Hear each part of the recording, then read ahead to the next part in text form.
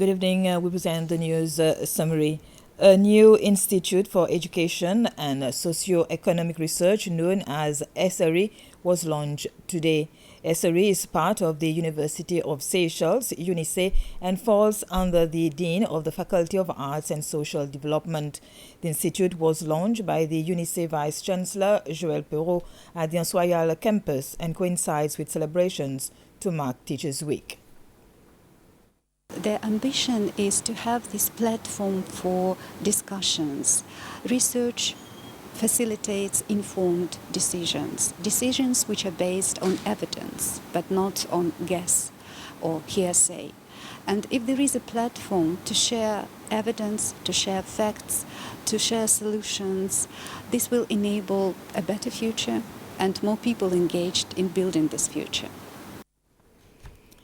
The organizing committee of the festival Creole has said there will not be much changes to the 37th edition of the event this year. The chairperson of the committee, Emmanuel Dauphin, has promised to deliver as they should, as the festival is a time for Seychellois to celebrate their identity. He was speaking during a press conference at ICCS this morning.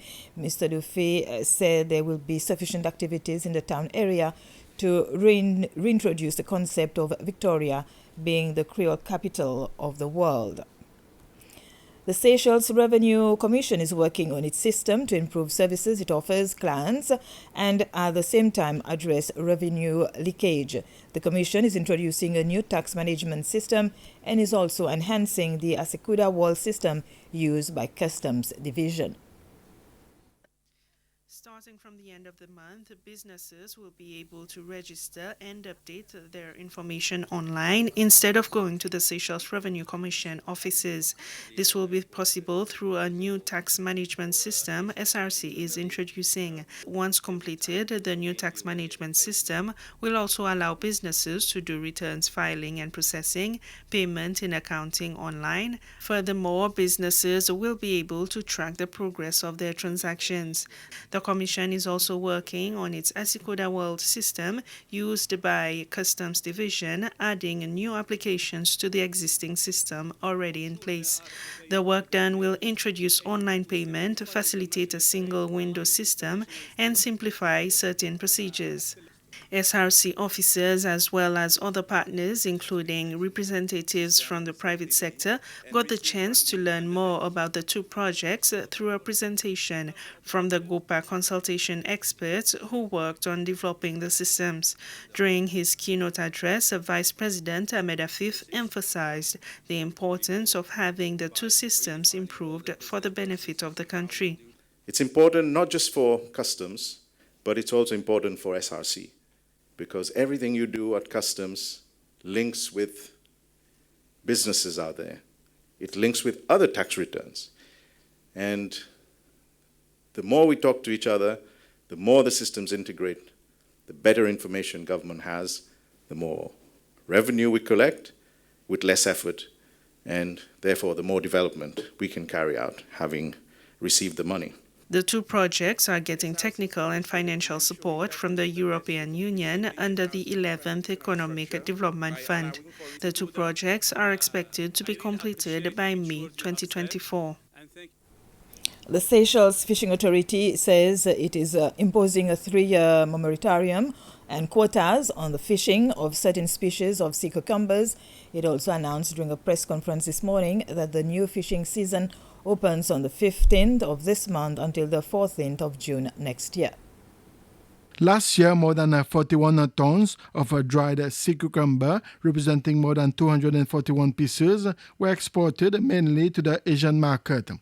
This contributed some 64 million rupees in the economy. Following a study which the Seychelles Fishing Authority did in collaboration with other stakeholders, it found that there were pressures on certain species of sea cucumber.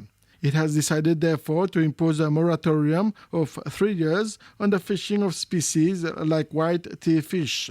On certain species like flower tea fish, there will be a reduction of 5% on the fishing quota. However, the authorities are encouraging the exploitation of another species called golden sunfish, and they will monitor the catch to ensure its sustainability. They are also increasing the fishing quota by 20% for another sea cucumber species called prickly redfish, which has seen a rise in its population. The authorities are also maintaining the 25 licenses it issued for this economic activity. The Seychelles Fishing Authority, SFA, has received a boat which is to be used to monitor the aquaculture sector. The boat is a donation from the European Union. It has cost 20,000 euros, approximately 260,000 rupees. SFA is getting the support of the EU to develop the aquaculture sector in the hope to diversify and strengthen the economy of the country. The boat was handed over to the Deputy CEO of SFA by the EU Ambassador to Seychelles, Vincent Deger. We are working hard really to try to diversify the economy here in Seychelles, or to find new niche that Seychelles can use and exploit for its future development. We've seen with the Russian aggression on Ukraine, the consequences of that, the need to produce more food here locally, and aquaculture is one of the replies and one of the solutions that have been brought forward. Growing the fish is very complex. All the phytosanitary constraints are really very, very important. So technology is very, very important in that framework. We really look forward to have a new aquaculture future for Seychelles. Really, this is what we are trying to build.